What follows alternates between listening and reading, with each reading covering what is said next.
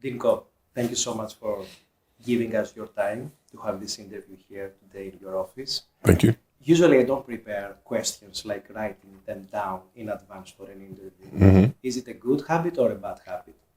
What would you say? Honestly, for me, it's better to just think. I think about the conversation and the things that I want to touch on. And often I'll write questions just as like a backup. But for the most part, I just think about what do I want to know? What's important to talk to this person about? And then just let the conversation go from there.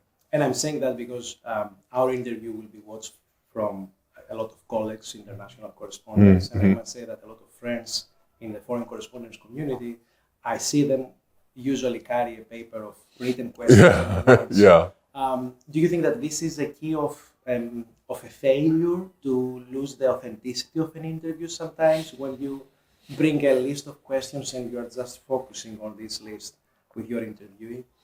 I think people should do what works best for them. But I think that the conversation that flows, if you ask a question that stems from the thing that the person said previously, then you're more likely to get, a fuller understanding of that person than you will if you just kind of have a list of questions. And, those questions are not related to whatever kind of mood the person's in or whatever subject the person's really interested in talking about.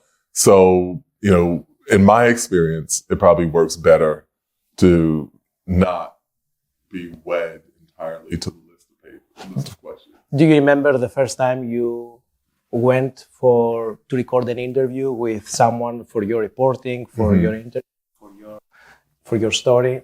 Do you recall, if you've made some sort of mistakes thinking? I remember exactly. When I was a young person, I was in college, I was interviewing a well-known writer by the name of Charles Johnson, and I did the whole interview and my recorder wasn't working.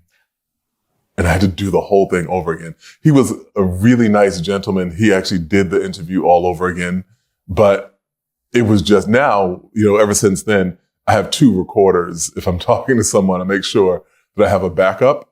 But I completely, made that mistake when I was young. Because you interact with a lot of young journalists, prospective journalists, aspiring journalists, students in the School of Journalism, are you able to feel if someone will become a star in the field of journalism, or it is something that sometimes it is undercover, like you cannot diagnose in advance if someone will be a successful journalist in the field in 20 years from now? I don't think you can tell, who is going to be a really standout person in their career. I mean, sometimes you can get a sense, the people who work hard, the people who wake up early, the people who take their assignments seriously, who really want to learn and, who are motivated, and those things all help. But, sometimes, there are kind of indescribable things that really catalyze a person, and that may happen after they leave here, or, a person may decide that they want to go on a different route, with their career. So you never know, you don't really ever, 100% know. And have you ever seen the example of someone who is an aspiring journalist, and the fact that someone tries to build a career in journalism sometimes gives a sense of arrogance? Would you ever... Arrogant journalist? I've never met an arrogant journalist. You've never met. Do you think it is a problem? It's a problematic element in our profession. Oh, yeah. This arrogance that sometimes is also related to the trust in the media, yes, right? Absolutely. I think that sometimes we presume that we know everything, or we know more than the people we're talking to or the people we're writing about. And the more arrogant you are, the more difficult it is to be a good journalist. I think because really good journalism requires a level of humility. We have to start from a place of assuming that we don't know the answers. That's what reporting is supposed to do. Reporting is supposed to be the process of finding out the answer to an important question. And if we can't humble ourselves enough to admit that we really need to learn something, then we won't ever learn it. So for me, I always emphasize the importance of humility, especially when I'm talking to my students. I suspect that someone can fall more easily into this pitfall of arrogance when he's younger, in the beginning of the career. Sometimes people sustain this arrogance over the course of the career. But in the younger age, I think it is a more common. Have you seen yourself and evaluating your career from the past, have you ever felt that you fell into this pitfall of arrogance to some extent, that without realizing? I personally, as a journalist, I see myself a lot of times when I was in my 20s, seeing myself arrogant to some extent when I was doing my reporting. And now I realize that, sometimes we as journalists, especially when you start your career, you want to prove the point.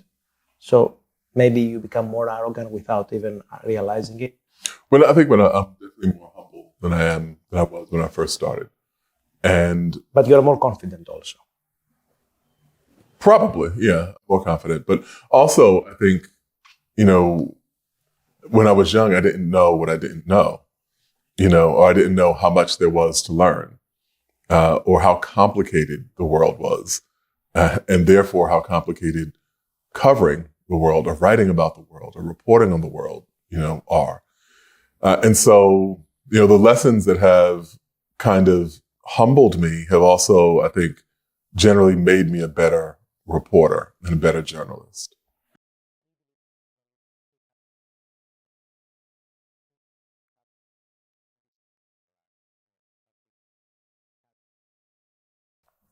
There are journalists, who really excel at one thing. That there's one thing that they were seemingly born to cover. And then there are other people, who they used to call them generalists, who can just do anything. You can send them to cover business, you can send them to cover sports, you can send them to write a profile, they're really good at doing interviews. It really depends on that individual journalist. And I don't think either is better. The person who has this one area that they just cover, they just, can do better than 95% of other journalists would, is equally important. And if you are an editor, you need some of both, on your staff.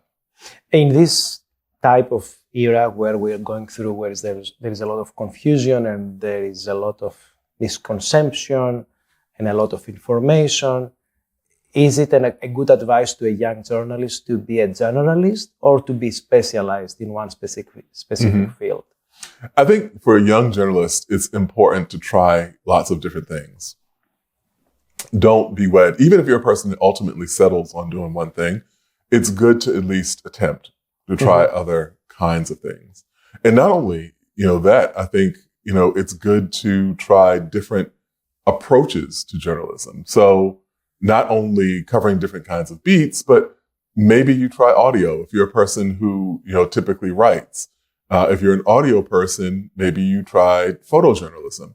And it's good to have a sense of all of those different approaches because ultimately they make you better at the thing that you do, the one thing that you specialize in. And do you think that journalists tend to be a little bit more of the side of also of commentators more regularly? I don't necessarily think that generalists are more oriented toward doing commentary. Of the people I know, who kind of are general reporters, a lot of them really, really do not want, to include a commentary or to write opinion work or anything along those lines. So not necessarily. Would you say that the way to influence the public as a journalist, to have a better impact, a stronger impact, is through the reporting or through the commenting? The reality? I think I always tell my students in my commentary class, I teach a class called opinion writing, and I tell the students that commentary is subordinate to reporting. reporting is primary. You And should start from the reporting and you then start from the reporting. And the only kind of influence that you can aspire to, like if you are doing, honest journalism, is that you want to influence the public to be more knowledgeable about the story you just did. I'm not going to tell you this story because I need you to go and vote differently, or I'm not going to tell you this story because I need you to boycott this company or any of these things. I am going to give you this information so that you are more knowledgeable. Now you know. You can decide. It's entirely up to you to decide what to do with that information. Mhm. But we should never put our thumb on the scale in terms of trying to dictate particular actions. Would you say that younger journalists, enter the profession of journalism with the aspiration to be influential to their audiences? Some do. There's certainly, ambition. You see kind of younger journalists, or even sometimes not so young journalists, who have a great deal of ambition. But that's not. Is it a bad thing? No, not necessarily. But I think that there are also different ways that shows up. There are people who can go to a small paper in a medium-sized town and, in the local news industry. In the local news, and have a 30-year career there and be perfectly happy. Other people, really want to, unless they get to be, an anchor at CNN or they get to be a White House correspondent, then they feel like they haven't been successful. And so there's a lot of different approaches and a lot of different personalities. And how do you try to mentor your students towards what direction they will choose? What will make them happy? I think one of the questions young journalists have when they enter this profession is, what will finally make them happy while they remain in this profession? Yeah, I encourage my students to try different things and to not assume that success or happiness looks one particular way. Because, there are, the late journalist Molly Ivins, who started out at the New York Times, or she, was a journalist for the New York Times. And then it wasn't a good fit. And the New York Times fired her. And people would say, oh, well, if the New York Times has fired you, then, your life is over. But instead, she went to the Texas Observer and then became one of the most important local journalists in the country and worked there for decades. The thing that, really was right for her was something different. And because we're all different people, we all have different things that appeal to us and, different things that should be our barometer for success. I believe that, and I would like to have your input on that if I have the right belief on that, is that in journalism, a journalist needs to balance between two boats, the boat of being a journalist and report the truth and be happy in the profession, and the other is to be useful in the business where he's serving a business. Every newspaper, media is a business. I feel many journalists forget the aspect of the business. That's very true. And focusing only on what makes them happy and what makes them feel they are useful to what they are doing. Do you see this pattern also in the younger generation? Actually, no. I think that, at least in my experience, younger journalists are more knowledgeable about the business side of the profession, much more so than 20 years ago. Because 20 years ago, people had the luxury of just going out and doing their reporting or going out and doing a story. And that was, what they did.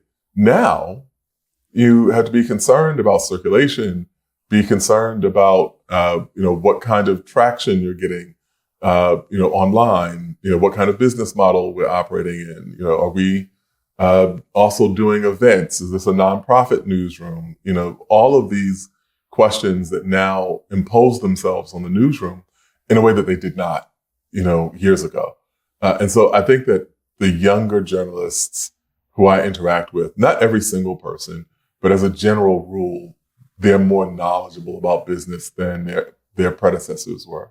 And some critics say that this is also a way of compromise to your reporting. Like when a journalist is not focused entirely on the objectivity and reliability of the reporting, but has to also take into consideration the business side. What do you respond to this? I don't necessarily think that being knowledgeable about the business that you're in and the structure and where the revenue comes from, I don't think those things necessarily get in the way of you being a good journalist or even a great journalist. And being a great journalist also means you cope with the prospect of a failure, right? Sure. Have you ever experienced failures in your career? Yeah, and absolutely. How did you overcome them? How did you survive these failures? Because sometimes a failure can take you completely down for a period of that's time. True. Right? One of the things that being older does for you is that you get a sense of ups and downs. Sometimes things go really well, sometimes they don't. And that's how life is. When you're young, it's easy to think that the first time something goes wrong, it's just, that's it. I'll never, amount to anything, or my life is ruined, or so, some of this has just been age. But, there are times where I would work really hard on a story, and I would just read the story and I would think it wasn't what I wanted it to be. There were other times where my editor, would read the story and say it wasn't what, he or she wanted it to be. Then, there were times where I worked on a story and the story just didn't come together, but I don't see that as a failure anymore. I used to. Sometimes there's just not a story where you thought there was a story. Rejection is a failure. Is it a failure? I'm asking. I don't know. To me, it is, but you need to manage it. Like rejection when you try to reach out to a prominent resource of information. Sure. Or rejection for an interview request that it is essential for your reporting. Maybe, right? Yeah, it's hard to say because it's such a common part of this business. Yeah. At the beginning, I think is more of the feeling of a failure. Right. Yeah. At the beginning, it's just, brutal. Now, you get rejected from something. It's just Tuesday. Yeah. And I was telling you about the Night Budget Fellowship that I applied three times. Yeah, you applied 3 times. Right. You get it. Yeah. Were there moments that you consider yourself that you could have done another career choice, that you would have been in another career field, not in journalism? Well, yes. I've had another career field, which is that, I've been a historian and a history professor. And so that has been, a big part of my life too. But always. I'm sorry. I wanted to say also out of academia and journalism. Oh, out of academia. Oh, yeah. I had lots of interests. I think that academia was the best fit. But when I was a young person, for a while, I thought I wanted to be a lawyer. And then, at other points, I thought for a little while that I might want to be a doctor. And I think I found the career field that was best for me. Maybe I would have been happy in those other things too. But, I'm very happy doing what I do. And now in your role as a dean of Columbia Journalism School, which is a very demanding role, what are the things that you are doing now and you are responsible that you could never imagine that you have to do? Particularly, I think, administrative, balancing policies and approaches of how to manage a whole department. I would like to hear a little bit about the challenges that your job has, because it is a position that brings a lot of credibility and a lot of leverage and gravitas, but people don't know about the darker side. What are the heavy lifting that it has? I wouldn't say it's a darker side. It's a very demanding job. And there are certainly difficulties. And, we've had, complicated political situations, at the university and in the surrounding environment and all that. And so those things are difficult and taxing. But, at the same time, the job is very rewarding. I get to impact the lives of, my students.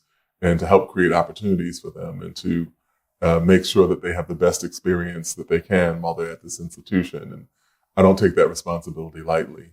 And the other thing is like, it's very funny because I didn't know when I first took this job how much it encompasses. So when I first started, we were renovating a room and they came to me to ask which carpet we should put down. And I was like, I don't know. What carpet do you like? Put that carpet down. But, it meant everything in the building somehow crosses your desk at some point, from the color of the carpet to the number of faculty we have to, how our course offerings are. And of course, there are lots of other people who have responsibility for these things. But at some point, I wind up having a conversation with them about the things that they're doing. And related to the outcome you want to bring throughout the studies for a student, how do you find the right balance of everything that the student needs to obtain as a knowledge and as a learning from the studies? Is it an organic way of adjusting to the reality that is probably being changed every 2-3 years? There are new things coming up as challenges in the journalism. Does this affect the way that you build your curriculum, you build your courses?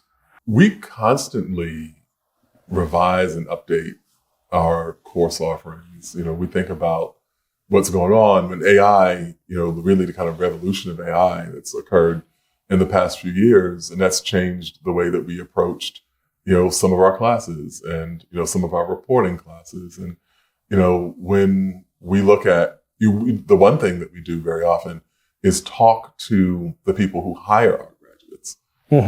What kinds of things are you interested in? What kinds of skills do you need? What are you finding is important in your newsroom? What do you wish your reporters knew? We're always, shifting and changing and adding things and, subtracting things. There's some things that, were important at one point that you are, less concerned about now. And so, those things will fall out. And so there's always a kind of churn. A certain part of this remains consistent.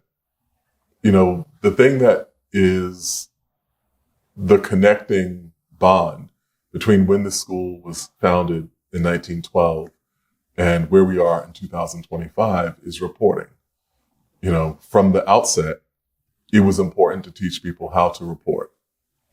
That has been the nucleus. Everything else has, kind of circulated around. But at the core, it has been reporting, and that's always stayed the same. And now in this rapidly changing environment where new elements are coming up from the current administration, there is a perception from students and international students and American students that they come to study journalism in order to report the truth and in order to stand up for their beliefs as reporters.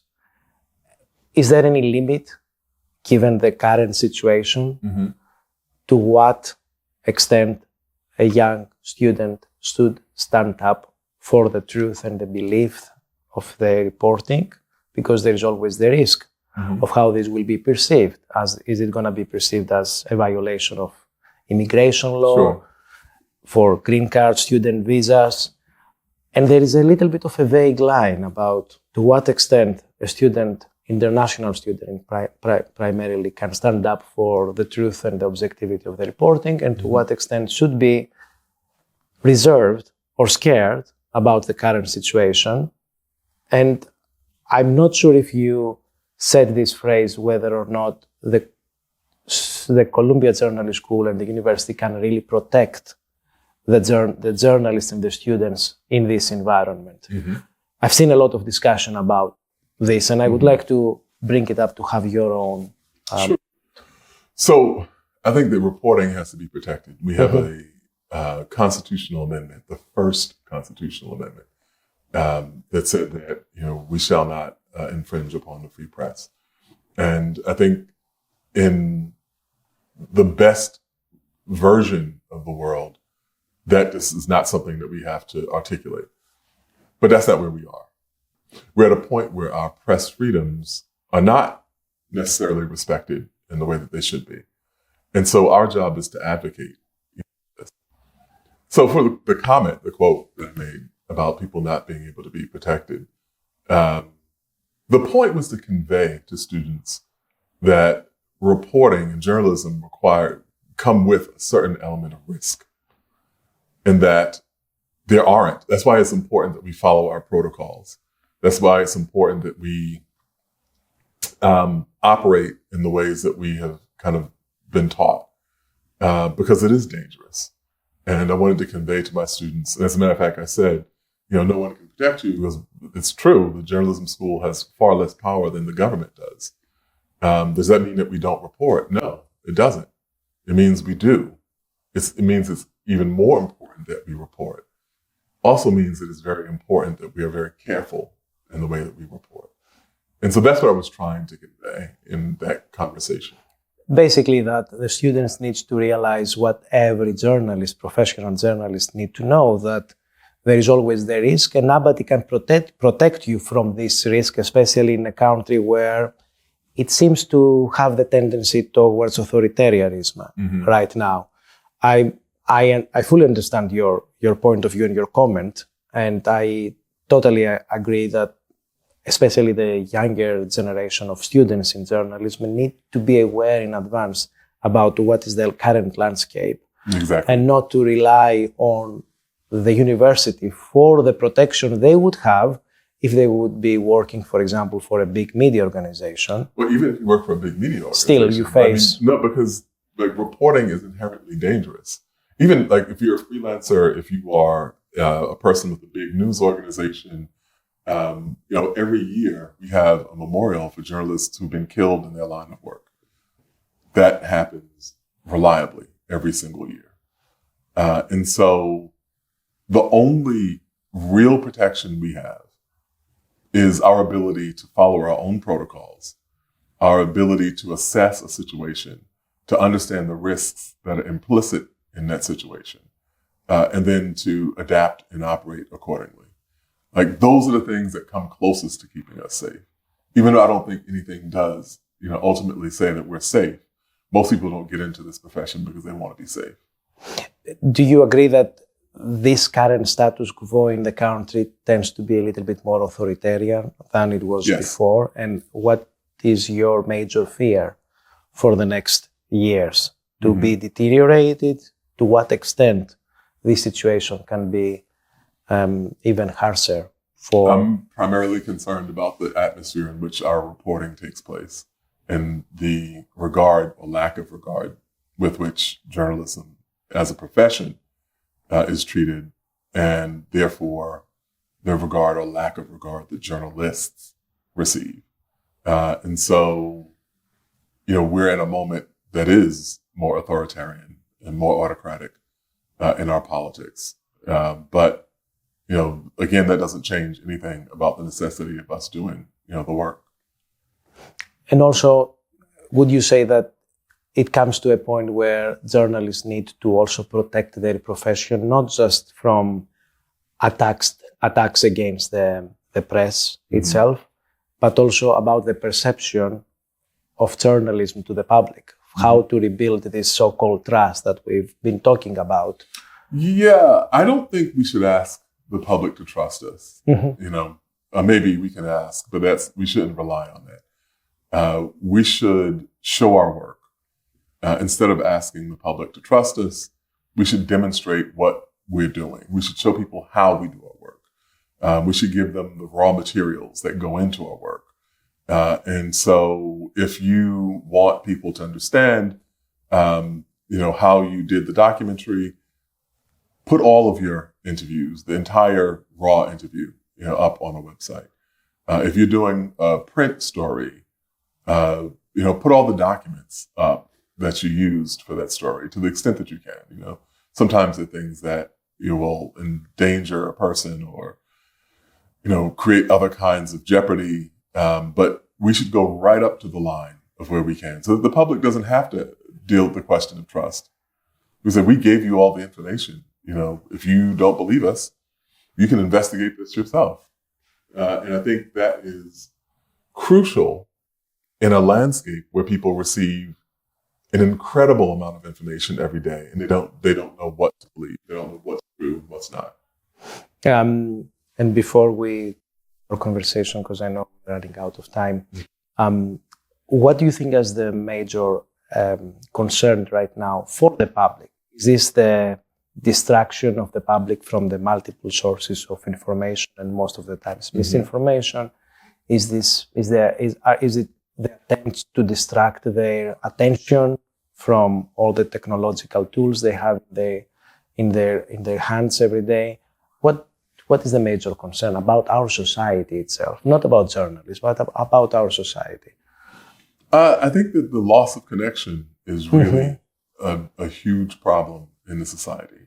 That we are, divided along the lines of politics, from left and right, but we're also divided within, our communities, and we don't seem to understand each other or interact in a way. Even some of the kinds of common things of being able to treat someone with respect, even though they are, different from you, or they, belong to a different faith, or live in a different neighborhood, or, those kinds of things. And until we can be better at that, I think that's the most fundamental thing in democracy.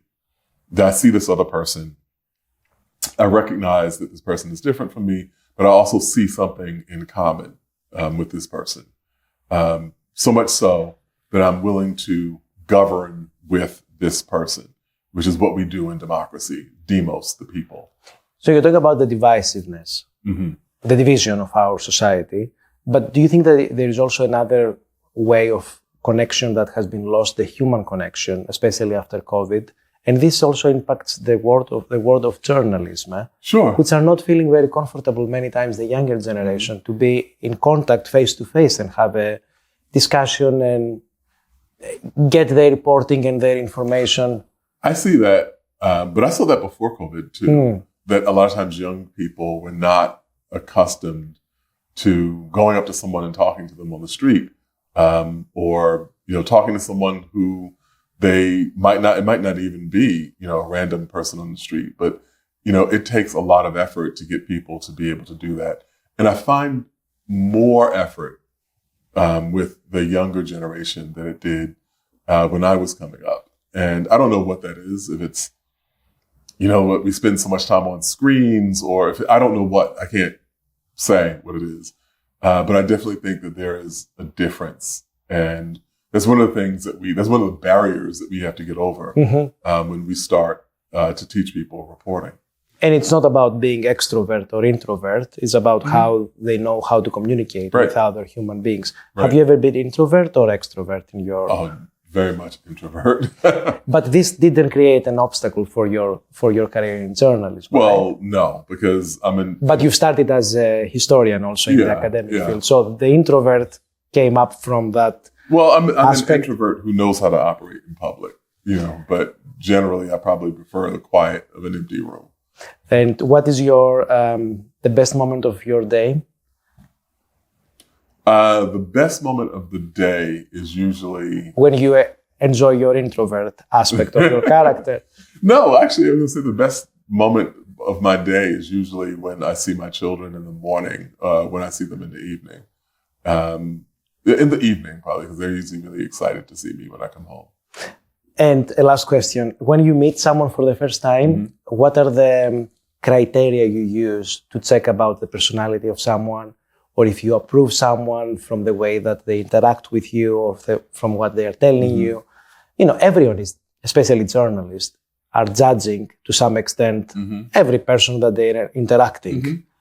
What is the mechanism you follow? What is the process you follow to make this evaluation of someone that you meet for the first time?